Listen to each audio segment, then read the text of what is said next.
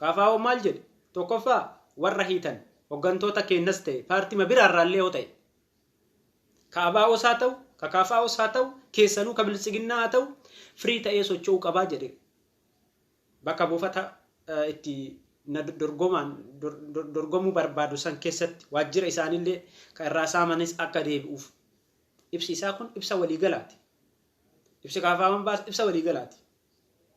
Kanaaf xawalwaalleen ta'ina. Xawalwaalleen ta'ina. Fakkeenyaaf KFO barana gaafa deeggarte bara dhufullee KFO deeggaruu qabda. Maaliif KFO'n ejjennoon isaa gaafa ejjennoo taatee itti seente deeggare. Ani hin deeggarin siin hin jenne akka ummataatti yoo deemte. Akka ummataatti yoo deemte ammoo paartii kamirraayyuu yaada walaba, yaada bilisa ta'e, yaada isaaniifillee, yaada kan isaan hin deeggarrellee, yaada ijaarumsaa, yaada ce'umsaa, yaada mootummaan kun keessatti of argu akka ummataatitti dubbachuu qabdaa jechuudha. Fakkeenyaaf rakkinni KFO maali? Fakkeenyaaf rakkinni bilisiginnaa maali? Fakkeenyaaf rakkinni ABO maali? Fakkeenyaaf rakkinni ABO tokkoomee fi ABO diigamee maali? Fakkeenyaaf rakkinni paartilee siyaasaa Oromoo maali jettee gaafa dubbatte isaan kun hunduu akka Oromooti ta'anii osoo nu dorgomanii barbaada. Ummanni ABO'nis KFO'nis ABO'nis paartiin bilisiginnaa amma jiru kunis akka Oromootitti ta'anii osoo nu dorgomanii barbaadna.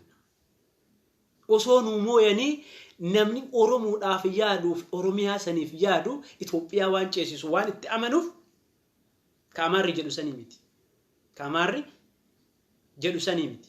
Itoophiyaa wada duroo kaffitanyaa intin naadarsalleen mallisaalleen kan jedha sanii miti. Wada duroo itti jedhan bar Itoophiyaan kaffitaa menem nagar alaasaa jechuun kaffitanyaa tokkoon agarsiifnesi.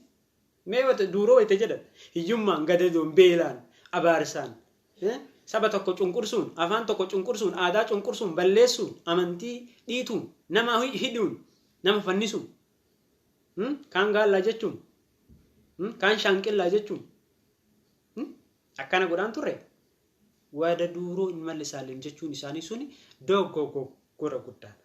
Kan akkasitti akka nu qabattan akkasitti akka uummataatitti akka qabattan barbaanna. Dhaabbata kamirraayyuu paartii kamirraayyuu mootummaa fi miti mootummaan walaadda garaagarummaa waan qabaniif ishuu kaasee kana kaasuun barbaadu akka dhuunfaatitti warra socho'antu jira. Warra akka dhuunfaatitti biyya san keessatti filannoo kana yoo mo'anne mootummaaf sagalee kenninaa mootummaarraa maallaqa fudhannaa kara sagalee uummataa daldaalatti warra jijjiirantu jira. Kanallee akka irraa of eedan sagaleen kee akka bitamuun beeytaa. Isaan ammoo akka baasii guddaa baasanii mootummaarraa fudhatamu yoo wanni kana akka beek kana beek filannoo jechuun ani isinitti himuu hin danda'u. Eenyu hin beeka. Filannoon qulqulluu yoo ta'e harki tokko ol baa uummataaf tajaajilaa jechuudha. Ka uummataaf tajaajilu sun eenyu akka ta'e hin beektan. Garuu akka guutuu Afrikaatti yoo ilaaltan mootummaa irra aangoo irra jiru kanattu deebi'ee filannoo sanillee mo'ata. Kun maalin diktaatarummaa? Kun maalin filannoon suni hanna of keessaa qaba agarsiisa. Sigale filannoon suni hanna of keessaa qaba agarsiisa. Sigalaan ibsi KFO'n baase ibsa hanni keessa hin jirre. Ibsa malaammaltummaa irraa bilisa ta'e. Ibsa uummata hundaafiyyuu walqixxaataa ta'e. Ibsa miseensonni isaaniis ta'e miseensonni birootis mirga biyyattii san keessatti bilisaan socho'u. Sigala bilisaan socho'u gaafa bilisaan hin sochoone rakkisaadha. Sigalaan gaafa bilisaan hin sochoone rakkisaadha. Filachuu hin dandeettu. Filannoo geggeessuu hin dandeettu. Sigala filannoo geggeessuu hin dandeettu. Okay? Biyyattii san keessatti biyya keenya kana keessa biyya Itoophiyaa kana keessatti filannoon haqaan hin geggeeffama kan jedhamu hin jiru. Sababni isaa maali? Walqixxummaatti amanan. Nama aan dimokiraasii diriirsaa federaalizimiin diriirsaa nama aan biyya kana hundayyuu ni ceesisa jedhu kana waan haati hattuun jechuudha. Haati hattuun ilmeen amantu. Bata jarana dhaggeeffadhaame. Wanni kun rakkoo cimaa uummata irratti geggeessaa jira. Generationiin dhumaa jira. Fixaa jiran. mana kee keessatti siyaasaadhaan si sakaalan hojjechuu hin dandeettu.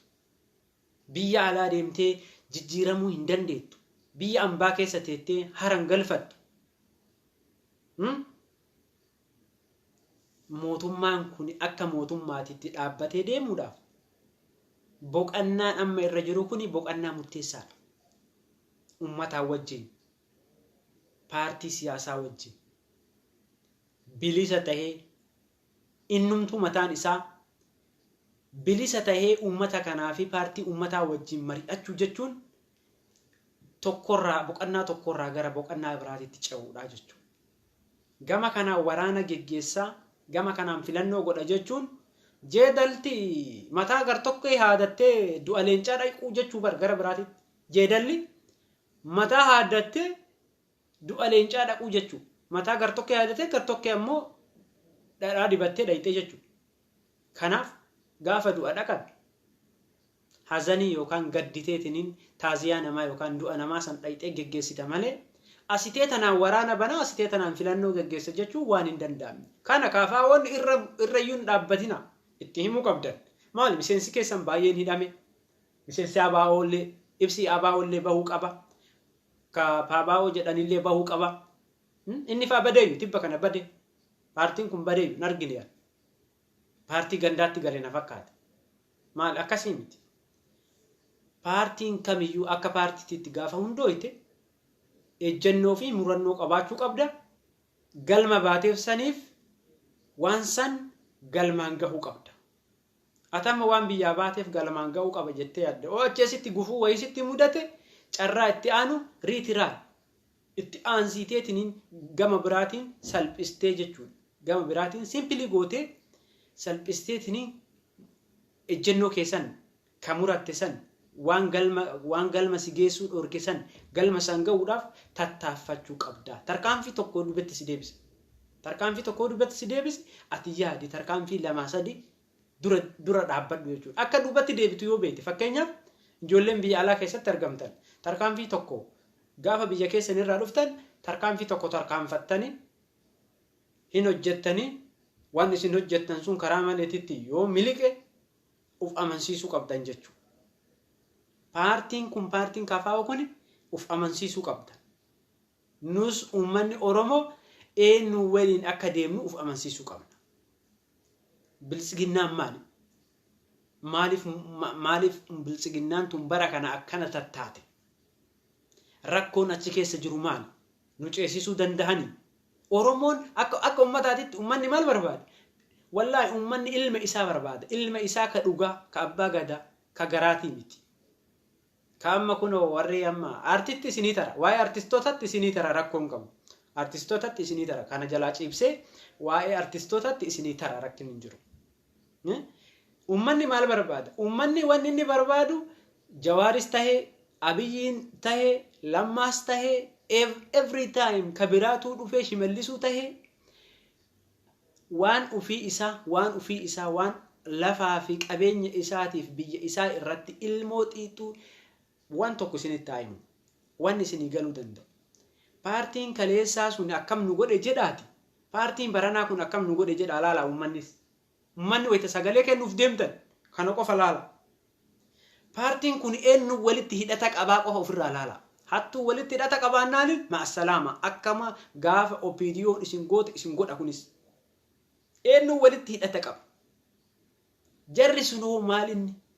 Qorannoo godhaa warri waa qorattan gartee qorannoo kanumarra godhaa. Sigalaa miti. Kanaan yoon jijjiiramne baranas yoon jijjiiramne bakka Oromoon murannoon isii gara biraatitti ta'uu qaba. Ammas abdiin murtuu jechuudha. Du'aati sirraa hafe hin hafne. KFO keessa nam du'aa jira du'aa jira. Hawaasa keessa warri isa jaalatu du'aa jira du'aa jira. Paartii biltsiginnaa keessa namni miidhamaa jira miidhamaa jira. Akkamitti miidhamaa jira? Kunoo uummataa wal jaalalan qabu du'aa jiru addaan faca'e. Innu adda awwaalamaa jira. Kuni maalin? Paartii ABO keessa miidhamaa jira kunoo miidhamaa jira. Shanee jedhanii addaan qoodanii uummata addaan ciraa jiran. Ollaa isaatiin, biyya isaatiin dhaabbata kanaan gartee paartii akka paartii ABO'titti akka paartii WBO'titti miidhama guddaa keessa jira uummataa wajjin. Maaliif qabsaa jedhi ilaali. Inniin kun eenyu jedhi ilaali. warri bilisiginnaa kun eenyu waliin hidhata qaba jedhi ilaali. Warri masaraa san warri bilisiginnaa dakanaa keessattuyyuu aanaa irratti godina irratti ganda irratti naannoo Oromiyaa irratti naannoo irratti tokkoffaan Shimallis haa jennu. Warri Shimallis ajaju akka taayee fa'aa maarroo achii gaditti haga aanaatitti haga bulchiinsa gandaatitti haga hidhataa ganda keessa deemee uleen ijoollee garafutti sagalee eenyu kenna? Shimallisii kenna. Shimallis eenyu kenna? Adeerootti dhaqee kenna. Adeeroon akkam godha? Masaraa Minilikitti nafxanyaa waliin gad deebisee masaraa Minilikitti Minilikiin sitti faarsa. Kun na ciisisee yoo jette itti fufta. Sigala. Abiyyiin barra ilma abbaa gadaa miti abbaa fedhe yoo ta'e maa obboleessa kiyyan ta'an. Haga inni gaafa mirga ummata Oromoo achi keessatti naaf hin kabajnetti masaraa keessa naa seenuun ilma abbaa gadaa naaf hin ta'u. Wallahi masaraa keessa naa seenuun Jawaar ilma abbaa gadaa naan godhu. Jawaar amma Baqqalaan, Dr. Maraaraan, Daawit Ibsa masaraa mootummaa san keessa seenaniitiin gaafa isaan ummata Oromootiif bu'aan buufne ilma abbaa gadaa naan hin jedhaman. Ana biratti ejjennoo kiyya kana xawwal waalleen ta'ina. Xawwal waalleen ta'ina. Aduma bakka kana dhaabbatanii bor kanan dhaabbatina. Murannoo qabaadhaa. Waa deeggaruun duratti waa fudhadhaa. Sammuu keessan keessatti waa fudhadhaa. Nama arrabsuun duratti, nama xiqqeequun duratti sammuu keessan keessatti uf keessatti waa fudhadhaa laala. Fakkeenyaaf ABO'n ummata keessatti gaggalee ummata waliin dirree dimokiraasii mootummaa kana waliin bal'isee ni tarkaanfadha gaafa inni jedhe mootummaan kun qawweetti dhaaba. Mootummaan kun fuudhee gandatti galchee nama warra san deeggaru akka diinatti ilaalaa jechuudha. Kun maali? Dimokiraasiin jira. Gama kanaan dirree dimokiraasii bal'ifnee filannoo gaggeessina jedhaa. Miseensota jaraa hidhaa. Miseensota isaanii okkaamsaa. Ufii isaaniitii badii balleessaa. Mootummaan akka seeraatti mootummaan gaafa qawwee fi baankii qabaa uf beeke namatti rasaasan dhokaasu. Nama rasaasa dhokaasu san suuta jedhee maali? Wanni ati rasaasa dhokaaftuuf? Maali rakkoon ati qabdu? Gandi kun akka jiraatu hin barbaaddu? Obboleessa keetu as keessa jira. Yoo ansi hin ta'in, yoo mootummaan kun si aarse, gama mirgaatiin, gama bilisummaatiin, gama seeraatiin dhufteen gaafattu jedhee ka isa miine waamee biiroo isaa keessatti gaafachuu danda'a. Ce'umsi hin jiru jechuudha. New generationiin ifaaf ifatti waan sirraa argate, waan sirraa argadhaa naa kenni borsii kenna. Yoo hin qabaanne immoo naa dhiisiidha. Haga gaafa argadhutti. Yoo argadhe yoo immoo ima naa dhiisii bakka. Sin barbaadeen jira. Qabeenya ati irraa naa kennitu kun naa ta'ee jira. Yoo ati narraa fudhatte waan narraa hir'atuuf naa dhiisii jedhee wal gaafachuu waan jiraati.